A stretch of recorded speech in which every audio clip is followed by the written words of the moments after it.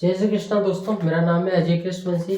हम राजस्थान के प्रमुख राजवंशों के बारे में चर्चा कर रहे थे, जिसमें हमने पहला जो टॉपिक चुना है प्रमुख राजवंशों में, वो है मेवाड़ का गोइल वंश। इसके अंतर्गत हम बहुत सारे शासकों की चर्चा कर चुके हैं। आज भी हम कुछ शासकों की चर्चा करना चाहेंगे, जिसमें विशेष रहेगा दोस्तों रावल रतन सिंह। रावल रतन सिंह और उनकी जो पत्नी थी पद्मिनी, वो जो जौहर घटित हुआ था, जिसे राजस्थान का पहला साका भी कहा जाता है, वो आज अपनी चर्चा का मुख्य विषय रहेगा। लेकिन उससे पहले हम दो शासकों की चर्चा कर लेते हैं। उसके बाद में हम रावल रतन सिंह तथा पद्मिनी और जौहर की तरफ बढ़ चलेंगे। तो पहला शासक है दोस्तों आज अपनी चर्चा का तेज सिंह। क्या नाम है भाई? तेज सिंह। दोस्तों तेज सिंह की वाइफ थी, पत्नी थी इनकी एक, उसका नाम था जेतल देवी। क्या नाम था भाई? जेतल देवी। तेज सिंह की पत्नी का नाम था जेतल देवी। तेज सिंह की पत्नी जेतल देवी ने दोस्तों चित्तौड़गढ़ में, कहां पर? चित्तौड़गढ़ में एक मंदिर बनाया, और उस मंदिर का नाम है दोस्तों श्याम पार्श्वनाथ मंदिर। क्या नाम है भाई? श्याम पार्श्वनाथ मंदिर। श्याम पार्श्वनाथ मंदिर। तेज सिंह की पत्नी का नाम था जेतल देवी। जेतल देवी द्वारा चित्तौड़गढ़ में एक मंदिर बनाया गया, जिसका क्या नाम था? श्याम पार्श्वनाथ मंदिर। तेज सिंह के समय ही एक और घटना देखने को मिलती है दोस्तों। 1260 ईस्वी की वो घटना है, जो कि महत्वपूर्ण घटना मानी जाती है। 1260 ईस्वी में एक चित्रकार, मतलब इन्हीं के शासन काल के दौरान एक चित्रकार था, उसका नाम था दोस्तों कमल चंद्र। चित्रकार था, उसका नाम था दोस्तों कमल चंद्र। इस कमल चंद्र ने ताड़पत्र, चित्रकार कमल चंद्र के द्वारा ताड़पत्र पर एक चित्र बनाया गया। उस चित्र को कहते हम श्रावक प्रतिक्रमण सूत्र चूर्णी। श्रावक प्रतिक्रमण सूत्र चूर्णी। खास बात क्या है? खास बात का जिक्र करते हैं।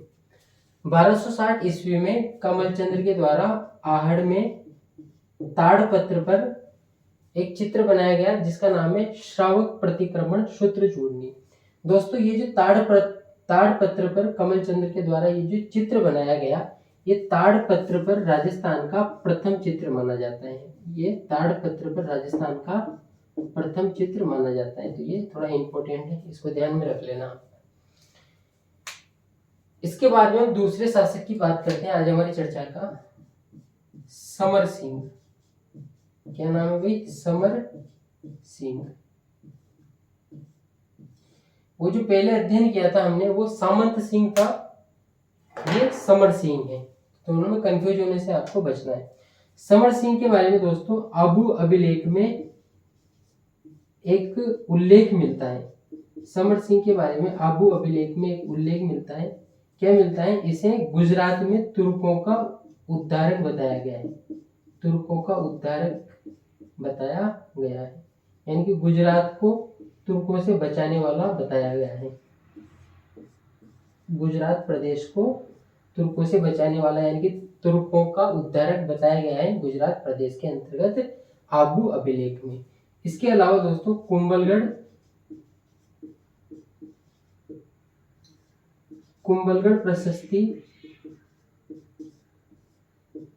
प्रशस्ति में समर सिंह को शत्रुओं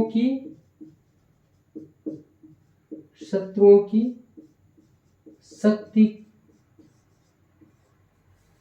शक्ति का अपहर्ता बताया गया है। क्या बताया गया है? शत्रुओं की शक्ति का अपहर्ता, यानी कि शत्रुओं की शक्ति को समाप्त करने वाला बताया गया है। प्यारे दोस्तों, समर सिंह का एक पुत्र था। इसके पुत्र का नाम है दोस्तों कुंभकर्ण। क्या नाम था? कुंभकर्ण। इस कुंभकर्ण ने नेपाल में, कहां पर? नेपाल में, दिख रहा होगा आपको। इस कुंभकर्ण ने नेपाल में गुहिल वंश की स्थापना की थी।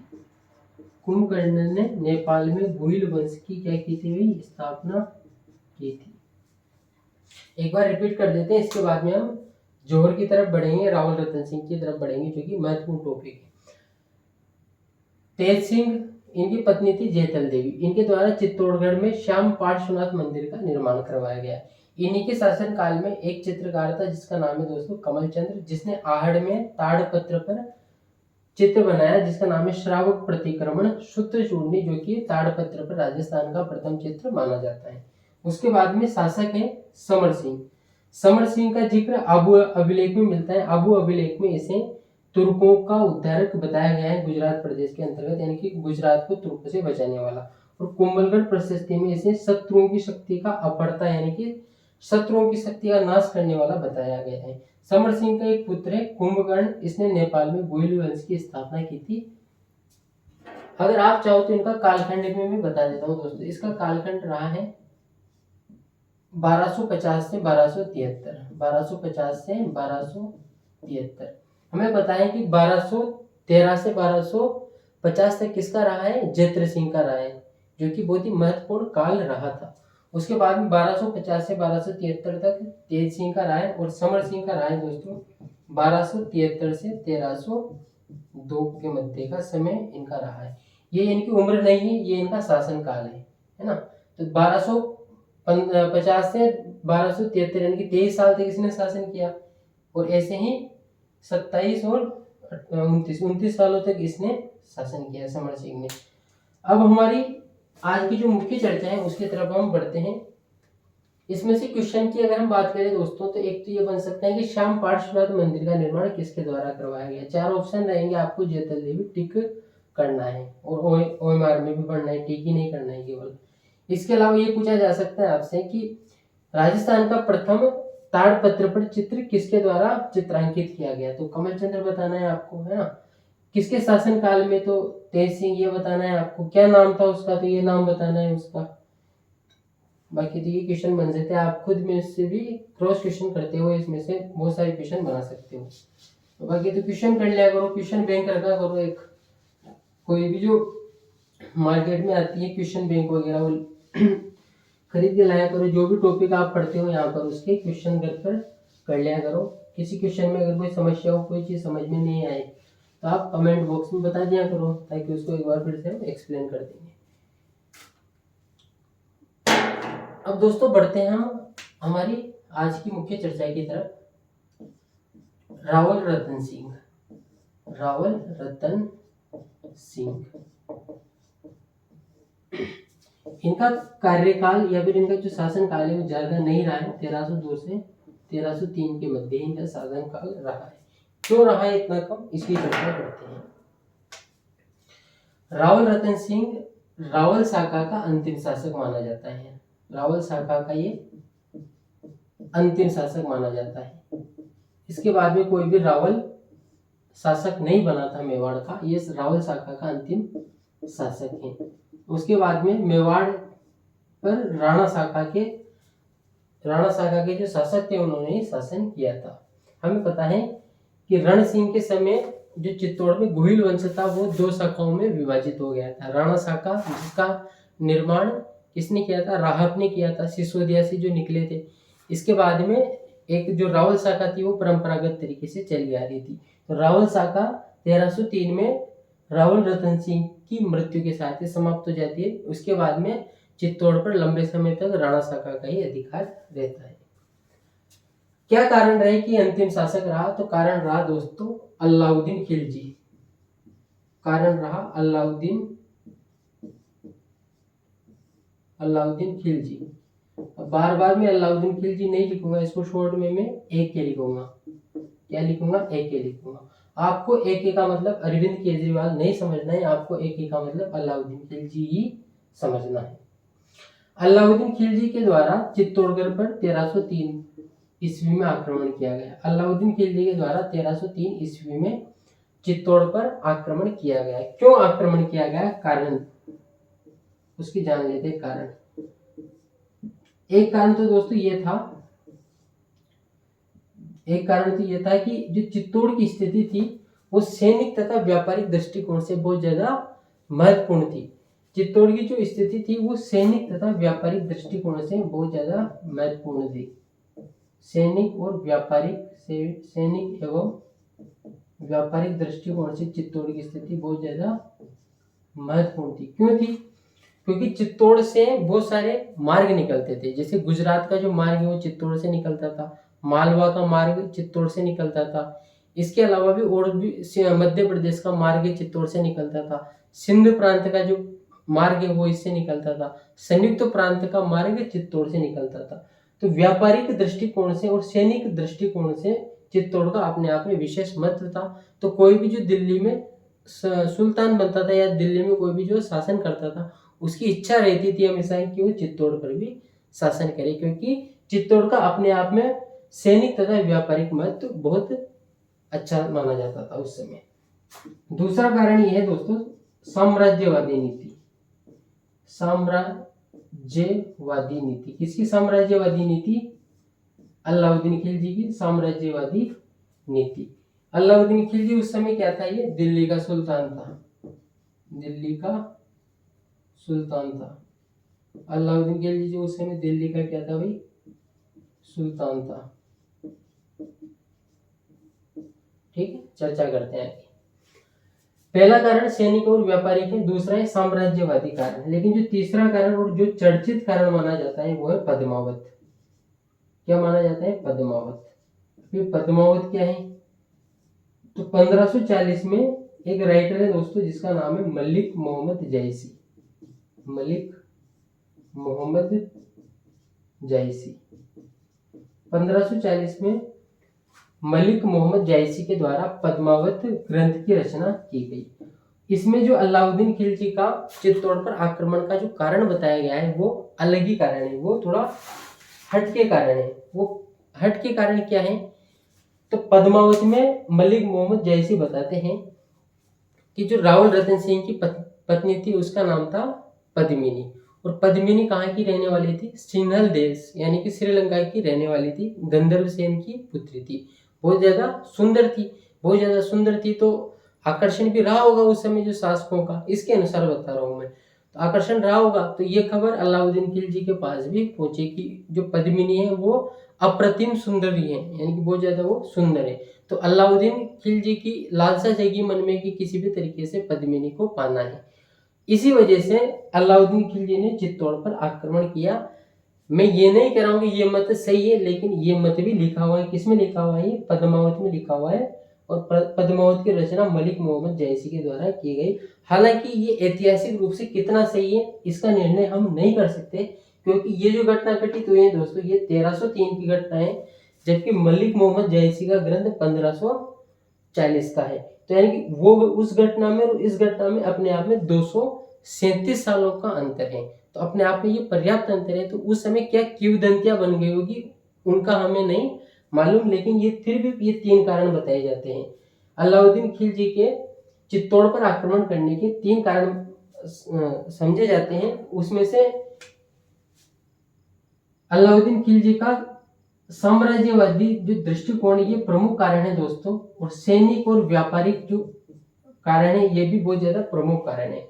ये सबसे ज्यादा चर्चित कारण है क्योंकि एक कहानी जुड़ी हुई है, लेकिन हमें ये चीज समझनी होगी कि ये कारण उतना ज्यादा पुख्ता नजर नहीं आता है। बहरहाल अलाउद्दीन खिलजी का 1303 में चित्तौड़ पर आक्रमण होता है।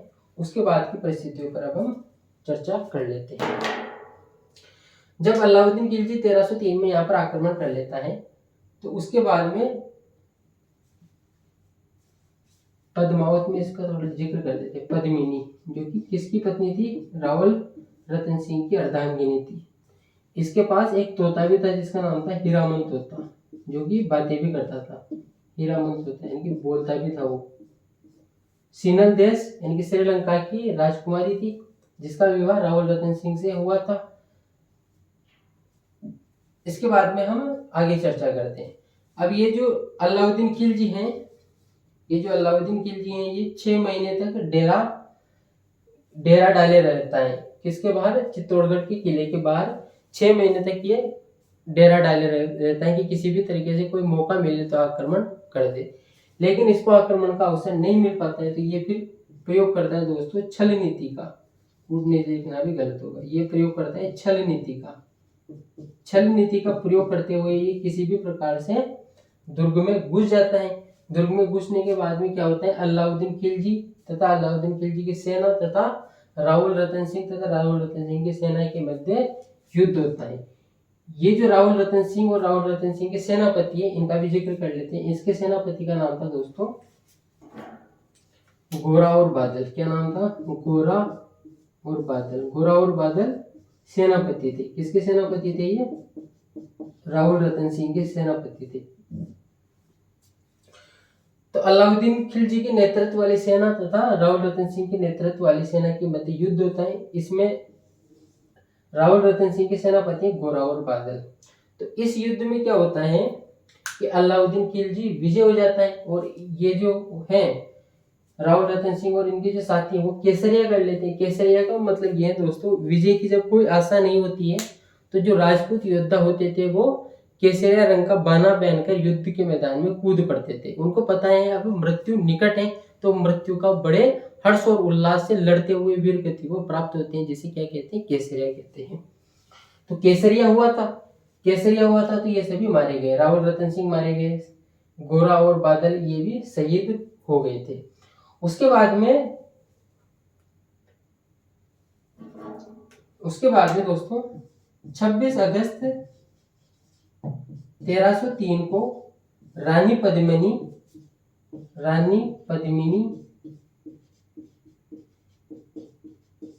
1600 शतरानियों के साथ जोहर कर लेती है।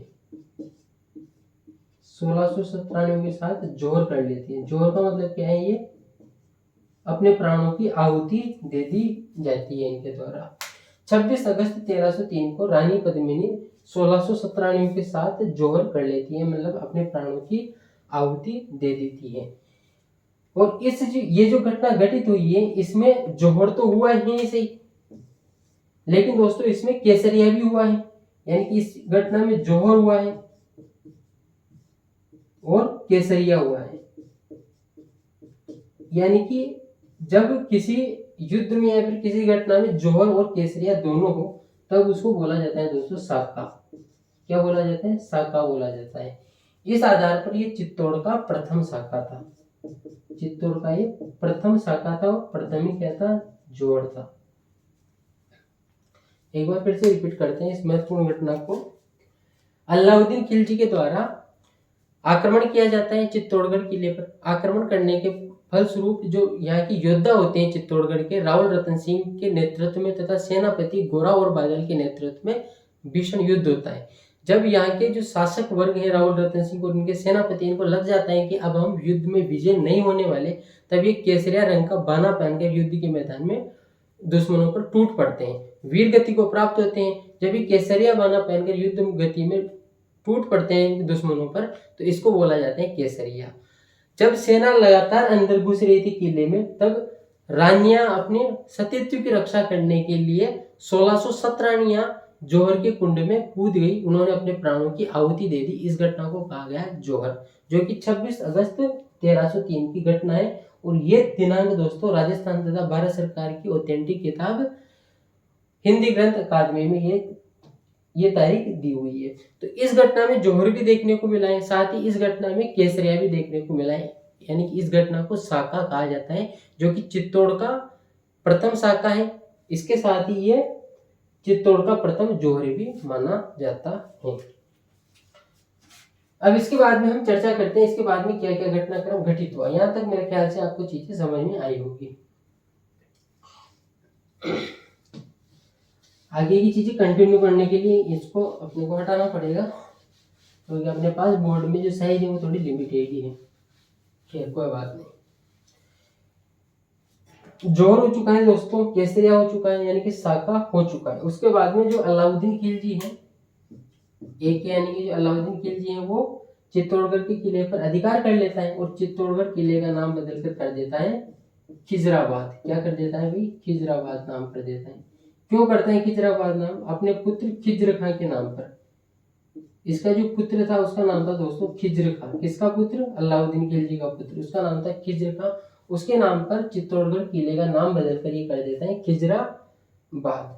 और इसी खिज्र खां को ये यहाँ का प्रबंधक भी नियुक्त कर देता है, यानी कि यहाँ का प्रशासनिक अधिकारी किसको नियुक्त कर देता है, ये अपने पुत्र खिज्र खां को नियुक्त कर देता है। और ये खुद कहाँ चला जाता है, दिल्ली चला जाता है। खिज्र खां 1311 तक यहाँ पर रहता है, चित्तौड़गढ़ के किले में रहता है, यानी खिजराबाद के किले में रहता है। 1311 में ये जालोर के शासक मुछाला मालदेव को यहाँ की कमान सौंपकर ये भी दिल्ली चला जाता है। 1311 तक ये यहाँ का प्रबंधक रहता है। उसके बाद में 1311 में ये जालोर के शासक मुछाला मालदेव को यहाँ की कमान संभालकर, यानी कि यहाँ का प्रबंधक नियुक्त करके खुद भी दिल्ली चला जाता है। दोस्तों ये जो पूरा घटनाक्रम घटित हुआ है, इसका जिक्र एक किताब में मिलता है जिसका नाम है खजाइन उल फुतूह। किताब किसने लिखी? किताब लिखी दोस्तों अमीर खुसरो ने। किसने लिखी किताब? अमीर खुसरो ने। अमीर खुसरो कौन था? अमीर खुसरो अलाउद्दीन खिलजी के साथ ही था, राइटर था तो किताब भी लिखेगा। इसने एक किताब लिखी जिसका नाम है दोस्तों खजाइन उल फुतूह।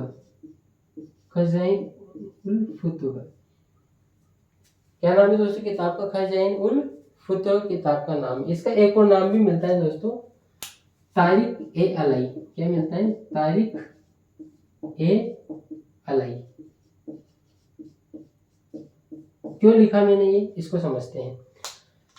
जब यहाँ पर आक्रमण किया था, किसने आक्रमण किया था? अलाउद्दीन खिलजी ने यहाँ पे चित्तौड़गढ़ के किले पर आक्रमण किया था, तो उसके साथ अमीर खुसरो भी उसके साथ था और अमीर खुसरो के द्वारा इस पूरे घटनाक्रम को कैद किया गया अपनी आंखों से। और उसने जो भी घटनाक्रम देखा उसको एक किताब में उसने पंक्तिबद्ध भी किया। उस किताब का नाम है दोस्तों खजाइन उल फुतूह, या फिर इसका दूसरा नाम है तारिक ए अलई। इस किताब में अमीर खुसरो ने अलाउद्दीन खिलजी के द्वारा ये जो आक्रमण किया गया चित्तौड़ पर, इस घटना का आंखों देखा वर्णन किया। कुछ जगह पर दोस्तों ऐसा भी लिखा जाता है कि अलाउद्दीन खिलजी ने न केवल चित्तौड़ का नाम बदल के खिजराबाद किया, यहाँ पर शासन स्थापित किया, बल्कि ऐसा भी कहा जाता है कुछ जगह पर कि अलाउद्दीन खिलजी ने चित्तौड़गढ़ में भयंकर मात्रा में हिंदुओं का कत्लेआम मचाया। अलाउद्दीन खिलजी ने चित्तौड़ में भयंकर मात्रा में हिंदुओं का कत्लेआम मचाया। कुछ जगह पर यह डाटा 30,000 भी लिखा हुआ है। और वहां पर ऐसा लिखा जाता है कि अमीर खुसरो ने अपनी किताब तारिक ए अलई या फिर खजाइन उल फुतूह में इस चीज का वर्णन किया है कि अलाउद्दीन खिलजी के द्वारा चित्तौड़ किले को जीत कर वहां पर भयंकर हिंदुओं का कत्लेआम मचाया गया और लगभग 30,000 हिंदुओं को वहां पर मारा गया। तो ये घटना भी देखने को मिलती है। हालांकि ये घटना अभी जो प्रेजेंट टाइम की हिंदी ग्रंथ अकादमी है जो कंबाइंड वाली, उसमें तो ये डाटा नहीं दिया हुआ है, लेकिन कुछ जगह पर ये डाटा भी मिल जाता है। तो दोस्तों आज हमने चर्चा की है मेवाड़ के गोइल वंश के 3 शासकों के बारे में, तेज सिंह, समर सिंह, उसके बाद में रावल रतन सिंह। रावल रतन सिंह रावल शाखा का अंतिम शासक माना जाता है। इसके बाद में जो भी शासक बनेंगे यहाँ के, वो राणा शाखा के ही शासक बनेंगे। और राणा शाखा की स्थापना किसने की थी? राहब ने की थी। और राहब किसका पुत्र था? रण सिंह का पुत्र था। उसकी चर्चा हम पहले कर चुके हैं। तेज सिंह के बारे में आपको 2 जानकारियां होनी चाहिए। श्याम पार्श्वनाथ मंदिर का निर्माण उसकी पत्नी जैतल देवी ने करवाया। इसके अलावा श्रावक प्रतिक्रमण सूत्र चूड़नी, जो कि ताड़पत्र पर अंकित प्रथम चित्र माना जाता है, जो कि कमल चंद्र द्वारा चित्रित किया गया, वो भी तेज सिंह के समय की घटना है। समर सिंह का 2 जगह उल्लेख मिलता है। एक तो आबू अभिलेख में उसको गुजरात में तुर्कों का उद्धारक कहा जाता है, जबकि कुंभलगढ़ प्रशस्ति में उसको क्या कहा जाता है वो कुंभलगढ़ प्रशस्ति में उसको शत्रुओं की शक्ति का नाश करने वाला कहा जाता है। कुंभलगढ़ प्रशस्ति में समर सिंह को शत्रुओं की शक्ति का नाश करने वाला कहा जाता है। इसके बाद में रावल रतन सिंह के बारे में हम सारी चर्चा कर चुके हैं। उम्मीद करता हूं दोस्तों ये जो पर्टिकुलर क्लास है आप सबके कॉम्पिटिटिव एग्जाम में आपको फायदा पहुंचाएगी। वीडियो को अगर आपने शुरू से अंत तक देखा है तो थैंक यू वेरी मच, धन्यवाद। मिलते हैं दोस्तों इसके बाद में नेक्स्ट वीडियो में मेवाड़ के गोइल वंश के कुछ अन्य शासकों के बारे में चर्चा के साथ। Thank you very much.